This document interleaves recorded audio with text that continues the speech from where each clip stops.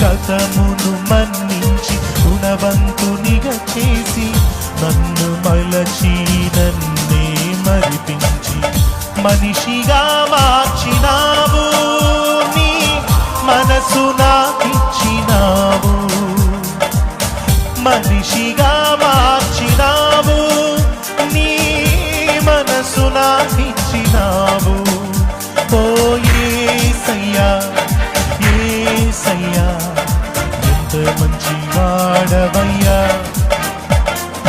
యేసయ్యా యేసయ్యా ఎంత మంచి మనసయ్యా.